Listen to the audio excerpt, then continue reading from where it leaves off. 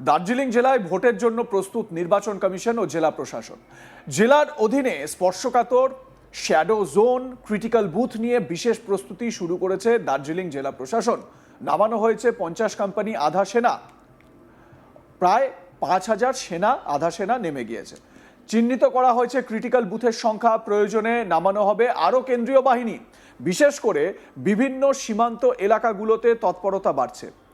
গতবারের মতো এবারও জেলায় মহিলা পরিচালিত ভোট গ্রহণ কেন্দ্র বা পিঙ্ক বুথ থাকছে। তবে সবথেকে বেশি যে বিষয়টিতে নজর দিয়েছে নির্বাচন কমিশন তা হলো আইন শৃঙ্খলা ও সুষ্ঠু এবং শান্তিপূর্ণ নির্বাচন পরিচালনা করা। তার জন্য সেনা, আধা সেনা, আয়কর বিভাগ, বন দপ্তর, দমকল সহ বিভিন্ন দপ্তরের সঙ্গে বৈঠক সেরেছে জেলা নির্বাচনী আধিকারিকরা। আইন শৃঙ্খলা বজায় রাখতে ইতিমধ্যেই দার্জিলিং জেলা সংলগ্ন ইন্দো নেপাল, ইন্দো বাংলাদেশের মতো আন্তর্জাতিক সীমান্ত ও বাংলা বিহার, বাংলা সিকিম সীমান্তে নজরদারি বাড়ানো হয়েছে বলে জানা গিয়েছে। বুধবার বিকেলেই জেলায় পৌঁছবে পুলিশ অবজারভার ও এক্সপেন্ডিচার অবজারভার। বৃহস্পতিবার জেলার পুলিশ ও প্রশাসনের সঙ্গে বৈঠকে বসবেন তারা বলে জানা গিয়েছে। জেলা প্রশাসন সূত্রে জানা গিয়েছে এবার দার্জিলিং জেলায় মোট ভোটারের সংখ্যা 11,48,209 জন। তার জন্য জেলায় বুথের সংখ্যা 1465টি ও 52টি অক্সিলারি বা সহায়ক ভোট গ্রহণ কেন্দ্র রাখা হয়েছে। অন্যদিকে কালিম্পং জেলায় ভোটার সংখ্যা 2,01,931 জন। জেলায় মোট ভোট গ্রহণ কেন্দ্র 293টি। দার্জিলিং জেলায় ভোট পরিচালনার জন্য মোট 50 কোম্পানি বা 5000 আধা সেনা নামানো হবে। ইতিমধ্যেই তা পৌঁছেও গিয়েছে। আরও 7 থেকে 8 কোম্পানি বা প্রায় 7000 থেকে 8000 আধা সেনা আসার কথা রয়েছে। কালিম্পংয়ে ইতিমধ্যেই 7 কোম্পানি আধা সেনা পৌঁছে গিয়েছে। আরও 3 কোম্পানি সেনা সেখানে দেওয়া হবে। দার্জিলিংয়ে জেলা শাসক সুনীল আগরওয়াল বলেন, কেউ 50,000 টাকার বেশি নগদ কোথাও নিয়ে যেতে পারবেন না। ইতিমধ্যে 50 কোম্পানি সেনা জেলায় এসেছে। আরও কিছু আধা সেনা আসার কথা রয়েছে। মোবাইলের নেটওয়ার্ক না থাকায় বেশ কয়েক জায়গায় শ্যাডো জোন রয়েছে, সেগুলোর জন্য অপারেটরের সঙ্গে আলোচনা চলছে। জেলা শাসক, আপনাদের জানিয়ে রাখি, ডিএম বা জেলা শাসক যিনি, তিনি নির্বাচনের সময় DEO, district electoral officer. Sunil Agarwal তিনি কি বলেছেন শোনাবো তার বক্তব্য।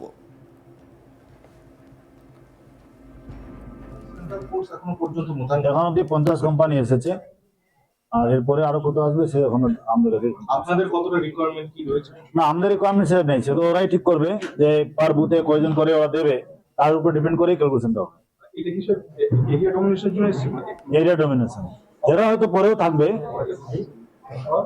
এই ডমিনেশন কত কি মোটামুটি 50 কোম্পানি 50 করে কোন কোন জায়গায় বেশি মানে এরিয়াটা না, সব জায়গায় ওদেরকে যেটা কালকে ওদের সঙ্গে মিটিং হয়েছিল, ওদের যেটা হচ্ছে ইচ এন্ড এভরি বুথ এরিয়াতেই ওরা এরিয়া ডমিনেশন করছে। 1465 মেন বুথ আছে, 52টা অক্সিলারি বুথ, মোট 1517। না, সিকিউরিটি আমাদের তো ধরুন এই যে flying squad, SST, static surveillance team, এগুলো গঠন করা হয়েছে। এগুলো কাজ চালু করে দিয়েছে ফিল্ডে।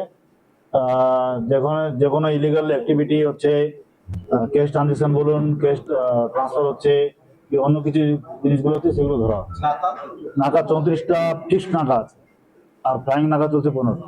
সেগুলো সব ক্যামেরা থাকছে, ক্যামেরা, সিসিটিভি ক্যামেরা সবগুলোতে আছে। এখন কি সেনসিটিভ কতগুলো লোকে আছে এখনো ক্রিটিক্যাল বুথ আপনি যে বলছেন সেটা তো আলাদা ইলেকশনের ক্রাইটেরিয়ার সঙ্গে, মানে তার সঙ্গে সেনসিটিভের বা এই যে স্পর্শকাতরের কোনো সম্পর্ক নেই। কোন বুথগুলোতে বেশি নজর সেটা ইলেকশনে কিছু গাইডলাইন থাকে যে কত পার্সেন্ট বেশি ভোট হয়েছিল, কোনো বুথে কত কম হয়েছিল, তার উপর ডিপেন্ড করে লাস্ট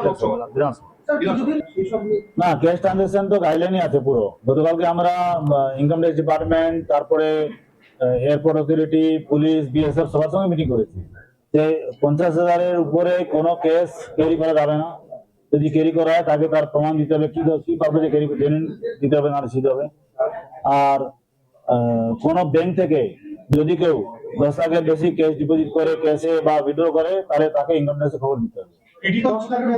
এগুলো সব বলা আছে। নির্বাচন হচ্ছে কোনটাতে 15% বেশি, কোনটাতে হ্যাঁ, সেগুলো হয়েছে, এগুলো রয়েছে। এটা সব জায়গায় আছে, সব জায়গায় পুরো 193 এখনো। মহিলা পরিচালিত বুথ এখনো কি ফাইনাল হয়নি। তো লাস্ট ইলেকশনে লোকসভা যেমন 75টা বুথ আমাদের জেলায় করা হয়েছিল মহিলা পরিচালিত। তো এবারে দেখা হচ্ছে হিসাব করে কতটা কি হবে, এখনো ফাইনাল হয়নি। নিশ্চয় কমবে না। না, পুরো জেলা আছে। দেখুন, প্রত্যেকটা এসিতে ইলেকশন কমিশন বলছে 3টা করে নাকা মিনিমাম করতে হবে। 5টাতে হওয়া উচিত, 15টা, আমাদের 34টা। মোবাইল সেটেশন আছে আমাদের অনেকগুলো বুথে, যেখানে মোবাইল নেটওয়ার্ক ধরে না, পাহাড়ে বিশেষ করে এই সমস্যাটা বেশি। তো তার জন্য আমরা সার্ভিস প্রোভাইডারের সঙ্গে মিটিং করছি, যাতে ওইসব জায়গাকে যদি ওরা কভারেজ করতে পারে। আর যেখানে কভারেজ করতে পারবে না, সেই জায়গায় আমাদের 8টি সেট বা এগুলো দিয়ে আমরা কভারেজ করছি। স্যাটেলাইট ফোন 8টি সেট এগুলো আছে। মানে কটা বুথ, 10 হলো? না, আছে প্রায় 35টা 36টার মতন আছে। এবং বেশিরভাগই পাহাড়ে। বেশিরভাগ পাহাড়ে আছে। আমাদের এখানে কিছু জঙ্গলে, চা বাগানের ভিতরে এক দুটো একটা আছে। আমার সহকর্মী পার্থ প্রতিম দাস এ বিষয়ে তার প্রতিবেদনে কি বলছেন শুনে নেওয়া যাক। একেবারে আঁটোসাঁটো নিরাপত্তার মধ্যে হতে চলেছে এবারের নির্বাচন।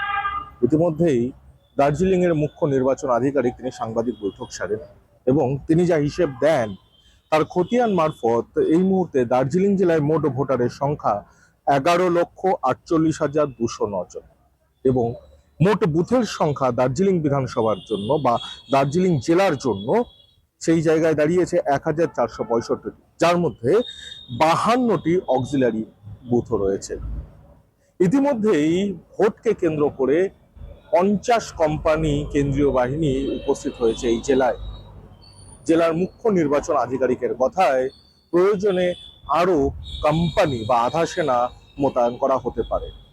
অন্যদিকে বিশেষভাবে এবার নজর দেওয়া হচ্ছে শ্যাডো বুথগুলোর ক্ষেত্রে, বিশেষ করে পাহাড় এবং বনাঞ্চল লাগোয়া যে এলাকাগুলো রয়েছে সেখানে বিশেষ নজরদারি রয়েছে। শ্যাডো বুথের ক্ষেত্রে সব থেকে বেশি সমস্যা হয় যোগাযোগ মাধ্যম। সেই জায়গায় দাঁড়িয়ে এবার ব্যবস্থা করা হয়েছে ভিডিও রেকর্ডিং এর এবং স্যাটেলাইট ফোনের ব্যবস্থা থাকছে সেই সব পাহাড়ি অঞ্চলের বুথগুলোতে। পাশাপাশি সমতলের ক্ষেত্রে একাধিক এরকম জায়গা রয়েছে যেগুলো বনাঞ্চল দিয়ে ঘেরা। বৈকুণ্ঠপুর ফরেস্ট ডিভিশন থেকে মহানন্দা অভয়ারণ্যের মধ্যেও বেশ কয়েকটি বুথ রয়েছে এবং একাধিক জায়গায় হাতির করিডোর রয়েছে। সেই জায়গায় দাঁড়িয়ে ইতিমধ্যেই তারা বন দপ্তরের সাথে বৈঠক সেরেছেন এবং সব রকম যাতে সাহায্য করা হয়, তাদেরও যাতে হাতির মুভমেন্ট কোন দিকে কি হচ্ছে সেই সার্ভিলেন্স যেন থাকে, সেই নিয়েও ইতিমধ্যেই বৈঠক সেরেছেন তারা। অন্যদিকে বিশেষভাবে এবার নজর দেওয়া হচ্ছে ক্রিটিক্যাল বুথের ক্ষেত্রে। কিন্তু প্রশ্ন উঠছে কি এই ক্রিটিক্যাল বুথ? সেই জায়গায় দাঁড়িয়ে মুখ্য নির্বাচন আধিকারিক তিনি স্পষ্টত ব্যাখ্যা করলেন, বিগত বিধানসভা নির্বাচনে যে বুথগুলোতে নিয়ম মাফিক 15%র বেশি ভোট হয়েছে, ভোট গ্রহণ, বা যে বুথগুলোতে যে তুলনায় ভোট গ্রহণ করা উচিত ছিল তার থেকে অনেক নিচে ভোট গ্রহণ পর্ব শেষ হয়েছে, এই ধরনের বুথগুলোকে ক্রিটিক্যাল বুথ হিসাবে চিহ্নিত করা হয়েছে এবং যার সংখ্যা এই মুহূর্তে প্রায় 193টি। এই 193টি বুথে বিশেষভাবে নজর দেওয়া হয়েছে। এক কথায় বলা যেতে পারে বাড়তি নজরদারি চলছে এই বিশেষ বুথগুলোতে।